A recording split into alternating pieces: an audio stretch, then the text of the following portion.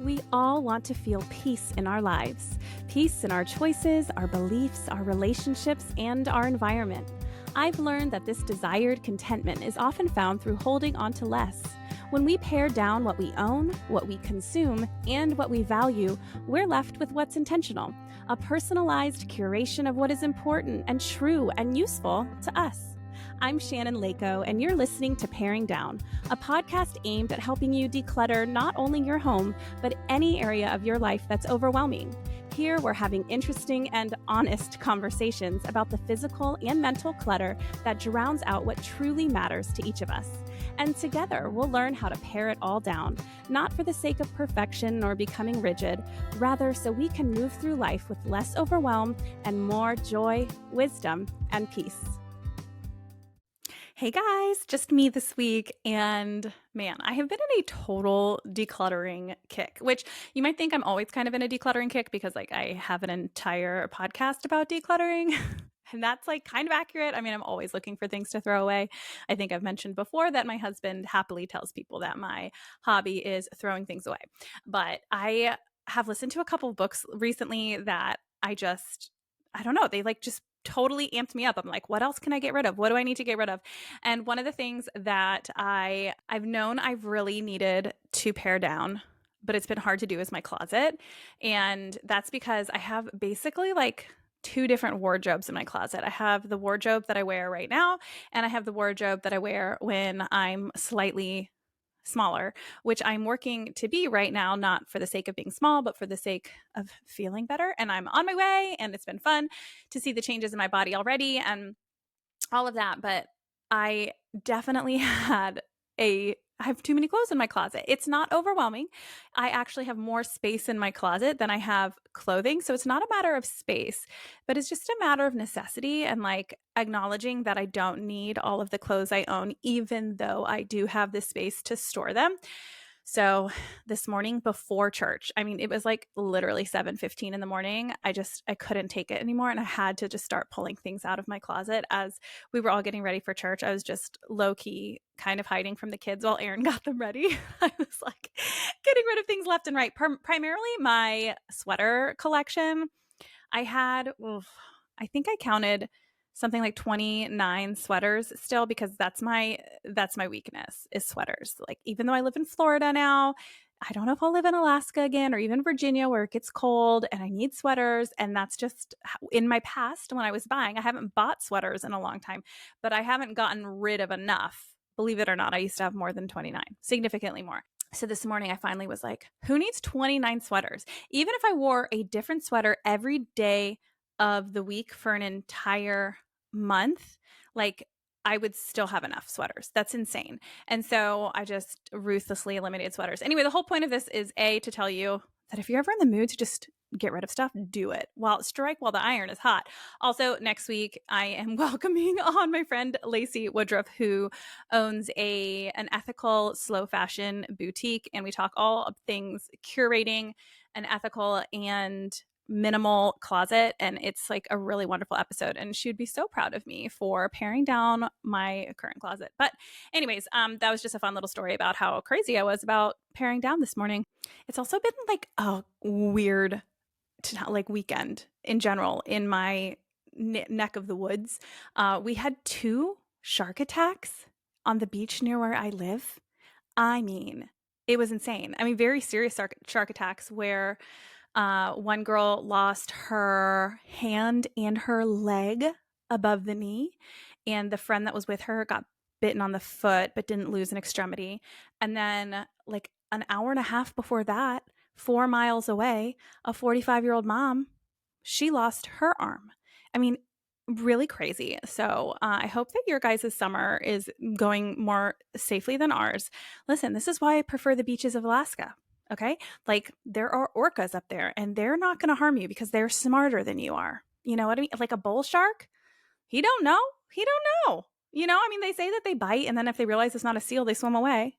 But listen, I can't stop thinking about those victims. But anyways, that's has nothing to do with decluttering, but how do I have a podcast and not mention that there were 2 shark attacks where I live, right? It just feels like something you have to acknowledge on a public stage. But let's, you guys, thank you Thank you for putting up with me. Let's get to why we're here today. Today, we are going to be talking about the 20 habits of the home that I came up with to prevent overwhelm. So, I had posted a question box in my stories on Instagram a week or so ago asking everyone to share a non negotiable to keep their home from becoming overwhelming. So, like for me, a non-negotiable is that I always do laundry every other day. Even if I like have no energy, I'm in a terrible mood, I can let other things go around my house, but the laundry I'm kind of always on top of. And that's because I've simplified it in a way that doesn't feel difficult to me, right? Like I can do it even when I have no energy. But anyways, I was talking about non-negotiables on the stories, and I got a few responses saying I have none.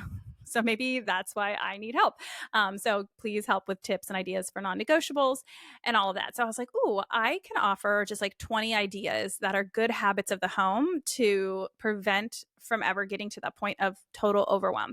But before we dive into those 20 habits of the home, I have to bring up more information from my last Cello episode, which was called The Pitfall of Too Much Backstock. If you haven't listened to that, I definitely suggest going and listening to it. It's, one of those things that I feel like doesn't come up enough is the fact that a lot of clutter is consumable clutter, like just having things just in case. That's backstock, like say shampoo or toothbrushes or paper towels or all of that. Anyways, and so in that episode, I talked about how I personally have made the choice not to shop at a subscription or like a membership club, like a Costco or a Sam's Club or a BJ's or whatever. And I kind of gave my reasoning, but I openly admit like I've never done a cost comparison, and I totally understand wanting to save money, but also I can kind of figure that a lot of that stuff might go to waste. And also to me, it's not worth having my house look like a store, right? So anywho, my girlfriend Kitty has introduced me to this podcast, this other podcast I'm like very, very obsessed with recently. It's called the Frugal Friends podcast. It's amazing. If you like my podcast, I think you'll love theirs. And they recently released an entire episode called Grocery Store versus Warehouse Club Savings Analysis. And I'll link that in the show notes. And I listened to it, and oh my gosh, it was so interesting. So all of the things that I kind of assumed about warehouse stores, these membership clubs, they actually went in and crunched the numbers and did some comparison and talked about the true financial benefit of joining or not. So if you listen to the pitfall of too much backstock and that piece about the membership club piqued your interest, I definitely suggest listening to that episode. That's going to be in the show notes by the Frugal Friends. And then a second interesting note that I wanted to share regarding last week's episode about backstock is a note from the book I just listened to called The Year of Less by Cait Flanders. Super great. It was one of those that I was just like, I'm going to put this on as an audiobook, and it felt like an extended podcast, and I loved it. It was very relaxing. So if you're in the market for something like that to listen to, definitely suggest it. Anyways, but inside the book, she wrote exactly what she used in 1 year, because let me back up. She did a year-long shopping ban. So she was not allowed to buy anything for a year other than obviously like food and some other things that she had specified on her approved shopping list, but basically nothing that she didn't need. And so in that, at the very end, she wrote exactly what she had used in 1 year in terms of toiletries, like bathroom consumables. And she used 5 deodorants, 4 toothpastes, 2 bottles of shampoo, and 2 of conditioner, which I'm like, maybe you don't wash your hair as often as me. I feel like I would definitely use more than 2 bottles of shampoo in a year. But anyway, the point is that by writing those things down and actually taking note of them, she realized like how silly it was to stockpile toiletries because we just don't get through them as quickly as we think we're going to. So anywho, I just wanted to bring up that note too, because I felt like that in the Frugal Friends podcast, it just all reminded me of the backstock episode. And I was like, well, I want to share this, but the episode's already dropped. And you know what? I'm going to share it now. So definitely go check out those resources. All right. So on to the 20 habits of the home to prevent overwhelm. Obviously, take or leave any of these in terms of what sound like they might work for you in order to keep your house from overwhelm. It's going to look different for all of us. I think I say that a lot, but it's important to caveat that because I think it's really easy as we listen to be like, oh, that doesn't really work for me. And then you can kind of disregard the rest of it and you throw the baby out with the bathwater, and don't do that. If something just doesn't sound like it would work for you, then, take a deep breath and move on. Also, maybe it is something you can challenge yourself with. Maybe it is something to ask yourself, am I resistant to that because it sounds too difficult? Like, could it just be that I need to maybe question my desire to do things one way? Do I need to question how I'm doing things a little bit more deeply? So, I leave that to you to figure out yourself. I also want to say that, of course, you will not be able to implement 10 of these or all 20 overnight. And not all of these will be your non negotiables. So, non negotiables, kind of like I mentioned, are the ones that are your no matter what tasks. These are the ones that you can do even on your worst day. And hopefully, those are the ones that are kind of more like muscle memory, or you've at least created a system that is so easy that even when your motivation is really, really low, you do them to save your sanity. So, I mentioned like my laundry. Something else that someone added in that question box as a non-negotiable was like shoes off in the mudroom. They don't come into the house, so they're not like tripping over shoes. Another non-negotiable might be that no matter what, you load the dishwasher in the evening and you unload it in the morning. Not all of these will be non-negotiables at the same time. You pick and choose what do I need to do for sanity on even my worst day. That's a non-negotiable. Habits of the home are the ones that you try and keep up with on a daily or a weekly basis. These are just your routines and your quote, like rules that keep your house from getting out of hand. So on your worst day, are you going to be able to keep up with all of them? No. These are just the things that you want to do and try to do on a regular basis when you're not absolutely crushed with the weight of like whatever difficulty you're facing on a particular day? These habits will be much easier to maintain with the less that you own. So keep that in mind. If you're struggling to implement systems and routines that make your house manageable, you might want to pause and instead focus on decluttering and then revisit these suggestions and these routines and see how they feel. And you might be surprised at how much more you're able to implement and that your house won't be as overwhelming. Okie dokie, let's dive in. Number 1. No shoes in the house. So this is the one I kind of mentioned that came in as a suggestion from that question box when I asked everyone on my Instagram to share with me their non-negotiables. And listen, this goes beyond cleanliness.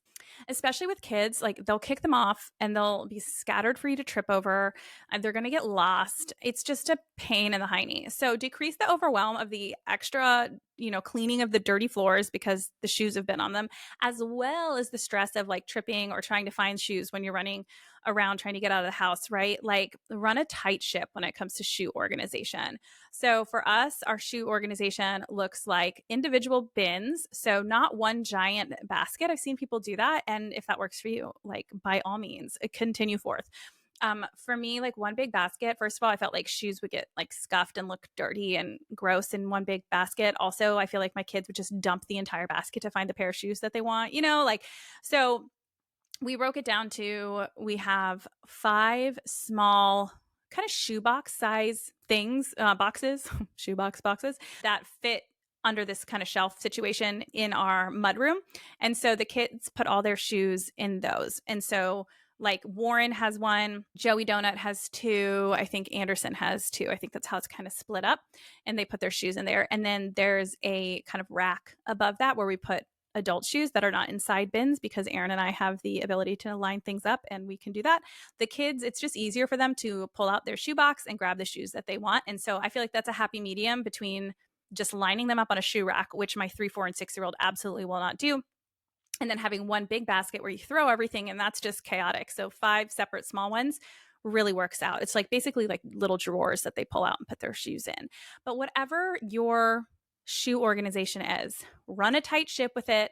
So that way that you're not losing the shoes, running all over, all the things I just said. I think that's a really great habit of the home. Number 2, make the bed. Listen, I'm including this, real talk, not because it's a habit of the home for me. Okay, it's not, but it is for so many that I feel like it needs to be on the list. And like maybe I should make it a habit of the home because I will admit, obviously, that making the bed does immediately elevate your bedroom so that it looks neat and tidy, which will motivate you to keep taking small, productive steps throughout your day. Because like our motivation often comes from the sense of satisfaction we felt with one task, and then we want to keep that satisfaction rolling. And so we then feel motivated to complete another task. And making the bed is an awesome way to kind of kick off the day feeling productive and get that ball rolling. For me, my ball gets rolling from number 3 on the list of the habits of the home, which is doing some form of laundry. So I get that kick of motivation because I start a load of laundry or do some form of laundry every single morning, basically first thing in the morning. And I know that might sound really painful to a lot of you who loathe laundry, and that's okay. However, if 3 or more people live under your roof, you probably go through enough laundry to do a load at least every other day, if not every day. And so for me, it's just easier to kind of get that going in the beginning of the day, because if it's a cycle day, obviously the earlier you start the laundry, the sooner you can switch it over and you can fold it and get it put away and all of that good stuff. And so I like to start it early. And it feels easy to me, especially on the days, because I've kind of explained my laundry before, but basically every other day I start a load, and then the next day I am folding and or putting away the load from the day before. I don't do start to finish in one day. I guess I'm a troll. I don't know. It's really hard for me sometimes. I mean, sometimes I do, but I don't push myself to. My habit of the home is that I'm doing some form of laundry every day. So whether that's starting a cycle or the next day I am folding/putting away from the cycle that I did the day before, as long as I'm doing some form of laundry, it never gets out of hand and I never feel overwhelmed. Number 4 is to load and unload the dishwasher at the same time every day. This is a great habit of the home. For most people, it makes sense to load it after dinner and then unload it in the morning while the coffee is brewing. Full disclosure, Aaron, my husband, does this in our house. So I don't have to think about it. It's not one of my habits. It's one of his habits. But that's why we're a team. And I hope that you guys have a partner that is on the same team as you as well. But set a timer, because unloading takes way less time than you think. So it's easier not to procrastinate it once you have a concrete reminder that it really only takes 10 minutes of your day. And 10 minutes is not worth feeling completely overwhelmed by dishes, right? Like I think we logically can recognize, 10 minutes, truly, why wouldn't I just take these 10 minutes and do it instead of having this hanging over my head, right? Like that trade-off doesn't make sense. Yeah, so I definitely suggest setting that timer the first few times if it feels like a habit that you have a hard time sticking to, so that your brain can mentally acknowledge how little time it takes until you get into that habit. Number 5 is do a daily reset. Take 10 to 20 minutes to do a reset of your primary spaces. For me, this is my habit of the home, is just primary spaces at least once a day. So that usually kind of means your kitchen and your living room. Everything goes where it belongs. Anything that is dropped on the kitchen island or scattered on the floor, blankets got on the living room floor because the kids were, being feral, put them back on the couch or in the blanket basket. You're wiping your surfaces. Just your kitchen and your living room, like whatever your main space is in your house, reset it where everything goes. And if you do that once a day, it really only takes 10 to 20 minutes tops. Sometimes it's only 5 minutes depending on the day. So a good way to, again, make this a habit is to go ahead and set that timer. Mentally, it is just so much easier to get into the habit when you realize how little time it takes. So if you set a timer for the first week, every single time you do it, you're like, oh, that only took 10 or 15 or 20 minutes, then voila, the next week you're less likely to procrastinate. Habit of the home, number 6. Meal plan so that your fridge and pantry does not get overwhelmed. This is not like meal planning, like meal prep, and you have to have all your veggies and your meat is cooked on Sunday and your veggies are chopped on Sunday, all of that. If you like to do that, that's awesome. It doesn't even have to be specific to every single night of the week. You don't have to say Monday we're going to do this, Tuesday we're going to do this, Wednesday we're going to do this. Oh my gosh, you guys, I completely I forgot a day of the week. I went from Tuesday to Thursday. Lord help me. Anywho, really what it's about is doing an inventory of what you have and planning your meals so that you use those items. And you do this inventory before you even go grocery shopping each week. So look at your pantry, be like, I have way too many tomato pastes. Why did I buy that many last time? I'm going to make butter chicken. Or I guess that's really diced tomato, whatever you use. Sorry, you probably don't. Do you make butter chicken? I do, and it's delicious. And you use diced tomatoes, at least in my recipe. But I say my recipe like I made it up. I absolutely did not. In the recipe that I follow. Anywho, just see what you have, right? And be like, oh, I need to use this or this. Our tortillas are going to go bad by the end of the week. So I'm going to make enchiladas this week, right? Like do an inventory of what you have. That's what I mean by meal planning. And then when you go to the store, you know that you do enchiladas this week. So you're like, oh, I need some more cheese or I need to get some enchilada sauce or whatever. And so you're buying at the store specifically for the meals you plan on making this week. I'm not telling you, you got to do enchiladas on Monday. I don't care when you do enchiladas as long as you do them before they go bad on Friday, So meal plan as strictly or loosey-goosely as you would like, but definitely make it a habit of your home to eat what is in your fridge and what is in your pantry. And to do that, you have to actually like plan a little bit, you know? It's a great habit of the home. Number 7 through 10 are decluttering habits of the home. Okay. So number 7 is if it takes less than 2 minutes, just do it now. Do it right now. That could mean opening your mail. I've talked about my mail in Doom Piles and Mail episode. You can go back and listen to that one. I kind of explain how I do it, but definitely if it takes less than 2 minutes, open the piece of mail. Just do it. Filing something instead of letting a paper just like, build up into this giant pile that makes you want to crawl into a hole and die. Like just go and file the darn thing. It'll take less than 2 minutes. Putting a hair tie back in the bathroom, putting the shoes back in the shoe bin, like we talked about, putting the new toilet paper rolls under the cabinets in each bathroom instead of just like letting them, take up space in the garage or in your pantry or wherever you keep too many toilet paper rolls. Like put them where they're supposed to go. Another one I thought of actually just today is unsubscribe from emails you don't like. It'll take less than 2 minutes. Whenever you get an email from like a junk mail that you don't want anymore, or even one from a store that tempts you to buy things that you don't want to buy anymore, just go unsubscribe in that moment. For whatever reason, our brains, like we're constantly moving so fast, especially when we're using a screen, that taking a second to just hit unsubscribe feels like really slowing down.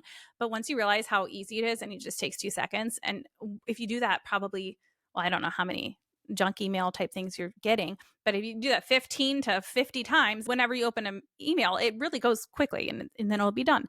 And then you won't have all of these junk mails clogging up your inbox. Number 8, habit of the home, consistently add to your donation box. Don't let items you see that need to be donated find their way back into those usual spots in the house. So like outgrown clothing, right? Straight into the donation box. Some people have an outgrown box and like, fine. But also that's one more step that you then have to move it from the outgrown box into the donation box. I say straight to the donation bin it goes. That frame that is sitting in your closet waiting for use, you see it, put it in the donation box. When you see it, pick it up and put it in the donation box. Don't be like, I'll get to that later, or I don't feel like walking to where our donation box is right now. This is kind of also falls into if it takes less than 2 minutes, just do it. Just do it. In terms of consistently adding to your donation box, also keep the box itself disposable so you can just pick it up and go. I talk about this a little bit more in habit number 9 that's coming up next. We're on habit 8 currently. I know it's probably hard to keep track of numbers, but yeah, and I use a diaper box. I don't know what I'm going to do necessarily when we no longer have diapers, which God willing will be soon, because I am on a potty training journey with my third right now. Say prayers. Okay. And the last thing in terms of consistently adding to your donation box is have a plan for it. Like actually take the donation box to the donation center rather than waiting for the next convenient time that like you drive by and being like, oh, next time I go by Goodwill, I will drop it off. No, you won't. You absolutely won't. So like put it in your calendar that on the way to school today, I'm leaving 5 minutes early to take the full donation box to Goodwill, or schedule the pickup, so the more you do it, the less mental work it becomes to actually get the items out of your house.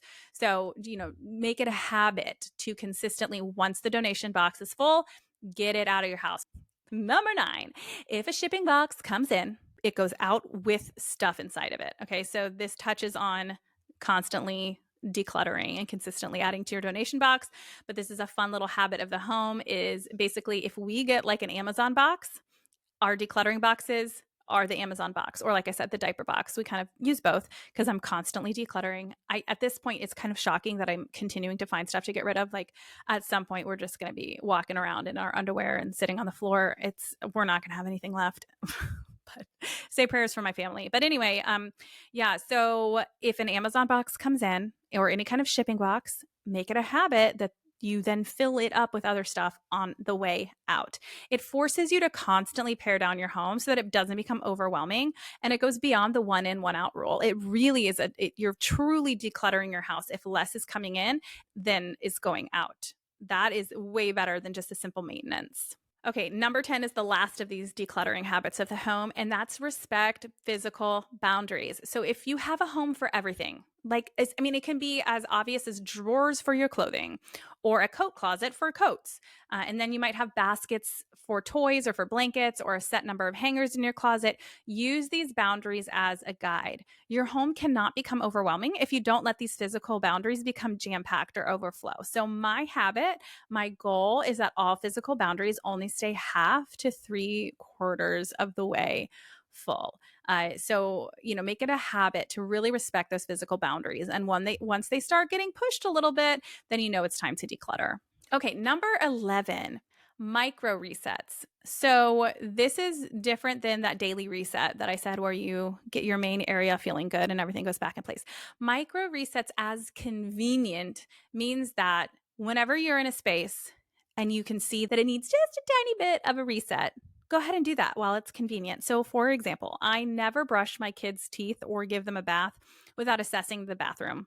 And I'll quickly put hair ties that are who knows where and why that I see scattered around the bathroom back in their little bins. Like we have those little drawer organizers that go inside drawers that are, little square that's like 2 by 2.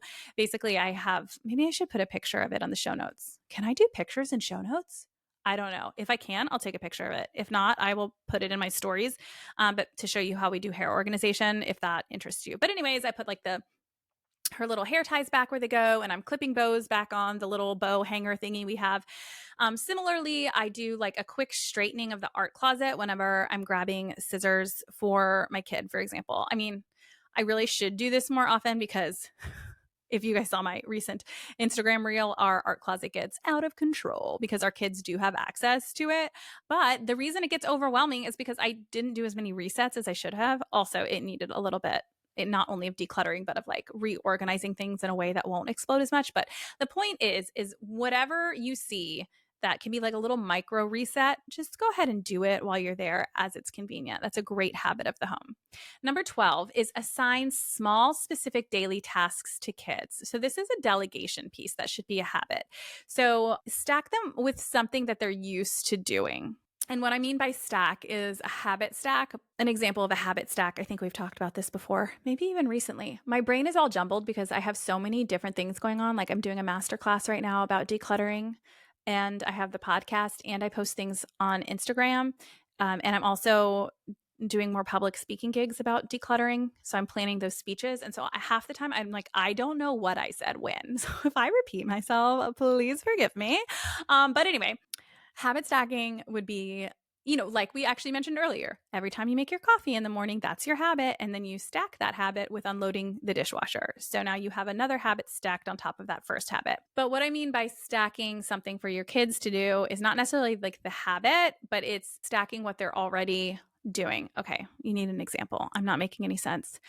For example, when you tell your children to put on their PJs, then you can also say, and also put any stray stuffies back where they belong in your room. So you're not saying clean up your whole room, right? Because I think any child would want to die at 6 p.m. and have to clean up their room. But for my kids, I'm regularly looking for small, specific assignments I can give them on top of what they already know they have to do. So put on your PJs and put any stray stuffies back where they belong in your room. Or, hey, as I'm getting your snack ready, you little hungry, grumbly monster, I need you to put the cars back in the playroom, and then you can come back and get your snack, right? So I'm constantly finding very specific things they can do to assign to them as daily tasks. And that really helps the house from being overwhelmed. My kids are 3, 4, and 6. They are not old. I understand this probably wouldn't work if you have a baby 2 years old. Maybe two-year-olds actually, they start to like to help a little bit, but 3, 4, and 6, I'm telling you, I can tell my 3-year-old, you go put your cars back where they go while I get you a cheese stick, and he knows he doesn't get that cheese stick until the cars go back where they go. So kids can be really helpful, and you don't have cars all over your living room. They're back in the toy room. Number 13 and 14 both have to do with trash. And I'm not talking about Bridgerton, which, okay, is not trash. I'm actually reading it is trash. What am I saying? But it's elevated trash. It's intriguing trash I can't stop watching. But I'm reading the book that goes along with the television series, or that the television series is based off of, even though the books are entirely different. There's basically no storyline that is the same in the books and the TV show, except for which characters fall in love. But anyway, I digress. That came to mind when I said trash. Thank you for being here. All right. Number 13, put trash cans where you need them.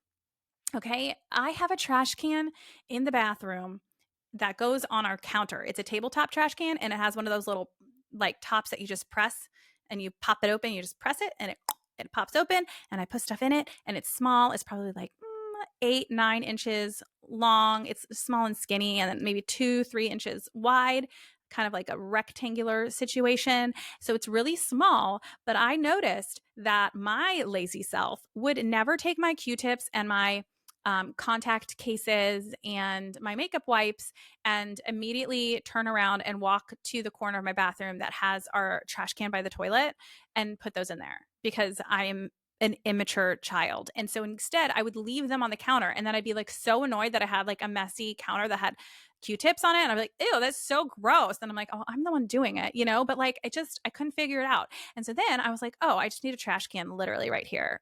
And so I have one now, and it's so convenient. So put trash cans where you need them so that your house doesn't get overwhelmed with trash. A tabletop trash can is amazing on the bathroom counter, or like even in your office. Literally anything that you're just too lazy to take to a normal trash can. Like if you can't beat them, join them. If you can't beat your immature self, join her and just make it easier, Okay. Trash can in your laundry room. You have to get lint out. And there's always, for me, there's always seems to be trash. Like whether you're taking things out of pockets or you accidentally washed a diaper, I don't know, just me. So, keep a trash can in the laundry room. Keep a trash can in your kids' room if they need it. So my son, he does arts and crafts in his room. He blows his nose in his room, and his room would get trash in it. And I'd be like, why don't you just go put this in the trash in the bathroom that's like kind of attached to his room? That makes him sound fancy, like he has his own bathroom. It's the kids' bathroom. Long story. It's attached to his room. But he's just like me. I mean, we're both 6-year-olds at heart. He's just actually 6, and we're not going to walk to the trash can that's inconvenient. So we put a trash can in his room. Now he can put his nasty boogers in the trash can instead of just leaving his tissues everywhere, Sounds obvious, but for whatever reason, it wasn't for me. We have a trash can in the garage so that when my car gets one too many Starbucks straws wrappers in it, or my children throw their cheese stick wrappers on the floor, or like whatever gross things we do because we're humans, like we throw that stuff out from the car as we walk into the house. It's so much easier that way. Even we have a little trash can situation in our car that is like meant to be there. And it's not just a plastic bag. It's like an actual black trash can thing that doesn't take up too much space. Anyway, I won't get into that. You can look up trash cans for your car if you want to, but we have that, so we can empty that on the way out the house. So I'm just saying, put trash cans everywhere. Basically treat your house like it's Disney World. Like if you've noticed, Disney World's really clean because there are trash cans everywhere. Okay. Like I noticed even like Publix, the grocery store, feels so much cleaner than Walmart. And there's a few reasons for that. But one of them is that like I cannot find a trash can in Walmart. When my kid comes into Walmart and they inevitably, I don't know, do something gross, and I have wipes in my backpack and I wipe their little face or their little hands, I have nowhere to put the wipe. In Walmart, it drives me crazy. And then in Publix, they have a small trash can at the end of every other aisle. It's brilliant. So, put trash cans everywhere. Who knew that I could talk for a full 5 minutes about trash? It's amazing. All right, and we're not even done because number 14 is about trash too. Okay, check each trash can on trash day. Make this a habit of your home, okay? If it is full or almost full, then obviously it needs to go out into the big bin, out to the street, and gone with Mr. Trashman, okay? This is a true habit of the home. It's something that does not feel fun at first, but then you just get used to incorporating it into your routine. So not only are you taking the trash bin to the end of the driveway every single Thursday or whenever your trash comes, you are also every single Thursday going through your house and unloading all these trash cans that I just told you to put everywhere, So that's a great habit of the home. Number 15, we're getting off trash here, okay? Number 15 is keep a running to-do list so that your house does not get overwhelmed. This is a great habit of the home. Things that need to be fixed, projects that need attention.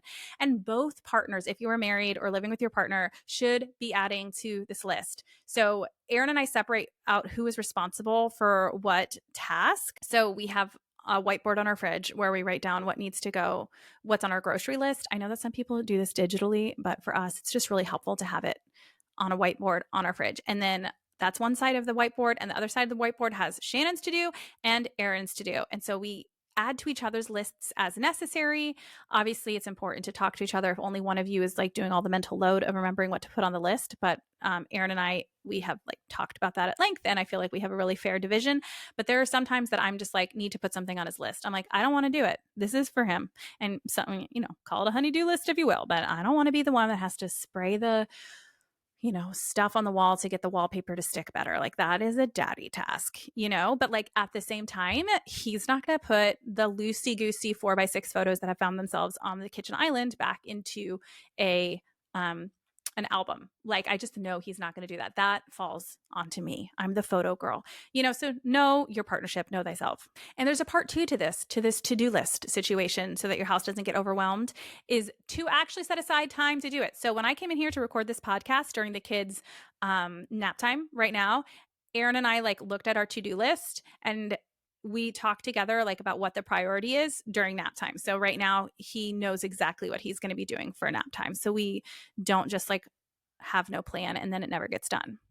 Number 16, habit of the home is keep a catch-all tray in your usual drop zone. This is similar to keeping a trash can where it's convenient for you. But if you're constantly seeing sunglasses, hair ties, AirPods, whatever, becoming clutter magnets on a surface in your home, then find a little tray that you put those things on so they actually have their home, and then they will not be as magnetizing, and like then people don't see it and say, oh, I'm going to put my paper here, I'm going to put my sweatshirt here, and then it becomes this big doom pile, right? Because they're not going to do that on a tray. The tray, clearly that is where your AirPods or your sunglasses are supposed to go, and that is not where the homework is supposed to go, right? So it does not bring more clutter to that area. You will also probably have to remove stuff from the tray during daily resets, which is fine, to make sure that the tray doesn't get overwhelmed. But all of these habits of the homes go together, right? So that this goes back to whatever number there was that about respecting physical boundaries. It was number 10, respect your physical boundaries. The tray is a physical boundary. So I highly recommend keeping that catch-all tray in your usual drop zone. Number 17, immediately send pictures for the I don't know what to do with this item that might need insight from your partner. What I mean by this is that if you see something and you just don't know where it's supposed to go or what your partner wants to do with it, then immediately take a picture of it and send it to them and ask, instead of just letting it sit there. And then it sits there forever because you forget to bring it up to them and they just look at it and they don't really know what to do with it, or they don't feel like dealing with it, or maybe they don't even think you noticed, or maybe they just don't even see it. I don't know. The point is, if there's clutter somewhere and your house is beginning to feel overwhelmed because there's all this stuff that you're like, I don't know what to do with it, take a picture of it and send it to them at work if you are not standing right next to them. An example, paper rolls from a camera that I'm pretty sure we don't have anymore, like paper rolls that you put inside. It was a kid's camera. So you take a picture and then it would print out a picture immediately, kind of like a Polaroid, but like way less fancy. Anyways, I found these paper rolls when I was updating our art closet. And I was like, I'm pretty sure we don't have these cameras anymore. But Aaron also, he has this like box of kids' electronics that he's in charge of keeping charged. And because I hate anything that has to do with technology, so that's on him. So I texted him immediately. I mean, I guess I could have gone and looked in the box, but again, I'm immature. And so I just texted him a picture of the paper rolls and I was like, do we still have these cameras? And then he was like, no, we don't, but I think the kids would think those are fun to draw on. And I was like, good point. They would, because they're a weird shape and kids love weird stuff. And so I put them in the paper area of our craft, but I didn't leave them on the island for him to figure out what to do with. I immediately took a picture and sent it. So same thing. There was a water bottle with no lid on it in the cabinet. And I was like, why? Because I knew that the lid had broken. And I was like, why did Aaron put this back in the cabinet? So I took a picture of it and I sent it to him. And I'm like, hey, did you put this back in the cabinet on purpose? Or were you just kind of not thinking, not in a mean way, it was a respectful way. And he was like, oh, I ordered a new lid for it. And I was like, rad. I take pictures of our mail that he needs to look at for bills and flyers. I take a picture of anything and I'm like, what is this for? So that's a great habit to get into in your home so that things just get knocked out quickly instead of waiting to have the conversation that never comes. Number 18, keep only one cup out at a time to be drinking from. You guys, women, girls, ladies, you hear me? You hear me? I know you love your water bottles. I know you love them, but don't pour new water just because your glass or your cup is upstairs next to your bed. Okay? Cups should not be scattered around the house. It's a surefire way of making your house feel a little bit overwhelmed. One per person at any given time. That's all I'm going to say there. Number 19, identify weekly needs and try to do one a day. This is a great habit.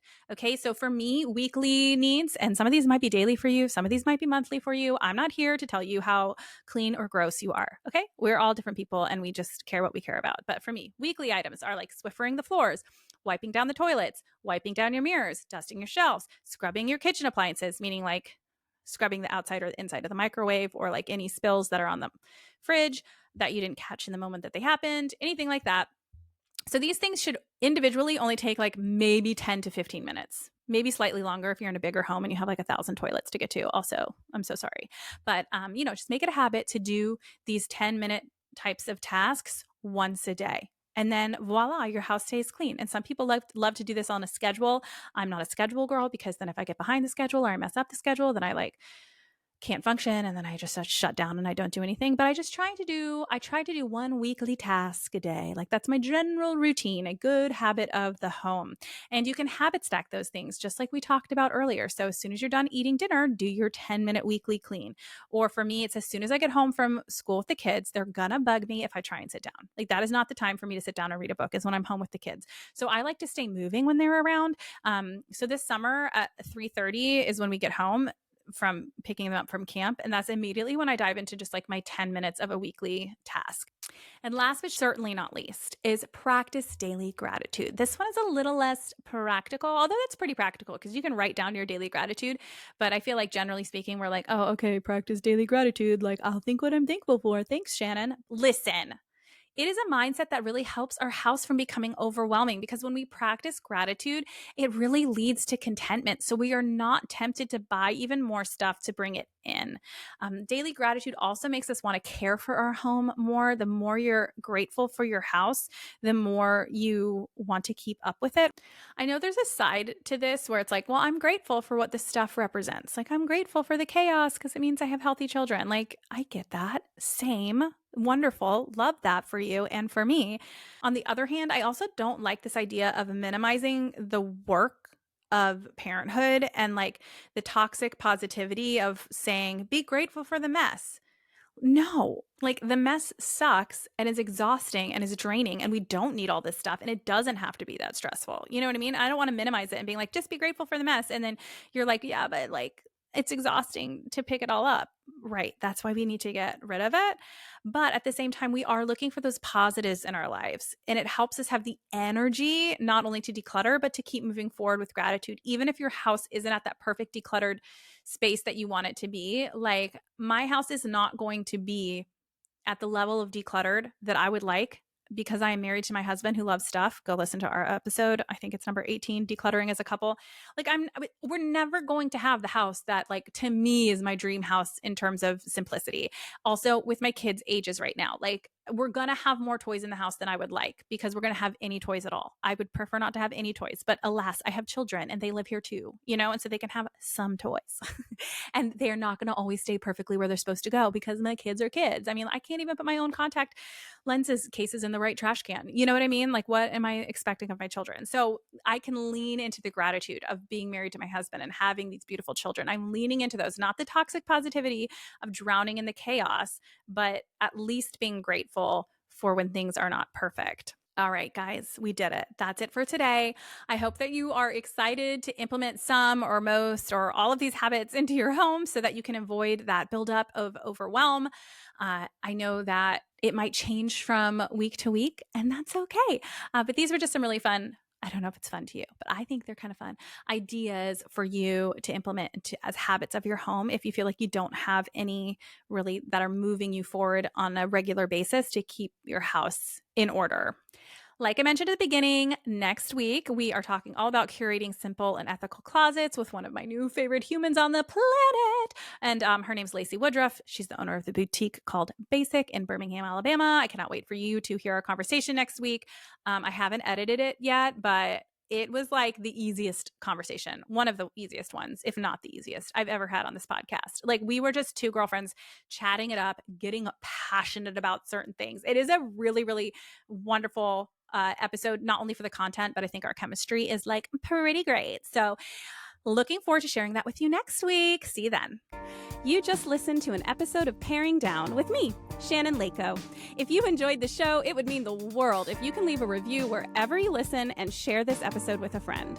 Those reviews really are what keeps a podcast on its feet for the long haul, and I will read every single one with a huge smile on my face, so thank you ahead of time. If you're watching on YouTube, don't forget to hit subscribe.